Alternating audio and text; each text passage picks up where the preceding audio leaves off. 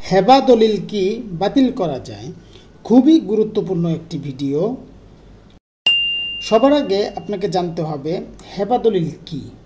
বাংলাদেশের মুসলিম আইন ও সংবিধান অনুসারে কিছু নির্দিষ্ট সম্পর্কের মধ্যে বা রক্তের সম্পর্কের মধ্যে হেবা দলিল দ্বারা সম্পত্তি হস্তান্তরের যে প্রক্রিয়া সেটি মূলত হেবা দলিল।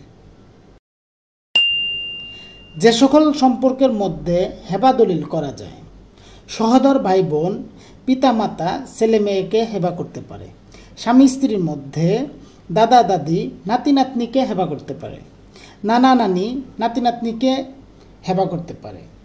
এই কয়েকটি সম্পর্কের মধ্যে হেবা করা যায়। হেবা দলিলের শর্ত। হেবা দলিলের 3টি শর্ত রয়েছে। হেবার ঘোষণা করতে হবে, হেবা গ্রহণ করতে হবে। মূলত যাকে হেবা করা হয়েছে তাকে সেই হেবা গ্রহণ করতে হবে। হেবাকৃত জমির দখল হস্তান্তর করতে হবে।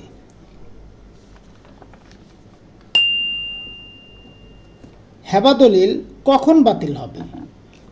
3টি শর্তের উপর ভিত্তি করে হেবা দলিল সম্পাদন করা হয়ে থাকে। এই 3টি শর্তের মধ্যে কোনো একটি শর্ত ভঙ্গ করলে হেবা দলিল বাতিল বা বৈধতা হারাবে। যেমন, যিনি হেবা করেছেন তিনি যদি হেবার ঘোষণা না করে থাকেন তাহলে হেবা হবে না। যিনি হেবা গ্রহণ করবেন তিনি যদি হেবা গ্রহণ না করেন তাহলেও হেবা হবে না। হেবা করার পর হেবাকৃত জমি হেবা গ্রহণকারী বরাবর দখল হস্তান্তর না করলেও বা গ্রহণ না করলেও হেবা হবে না।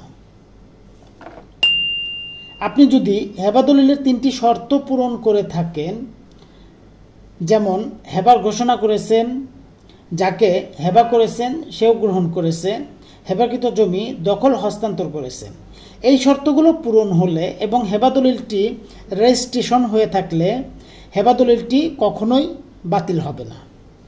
ধন্যবাদ সবাইকে।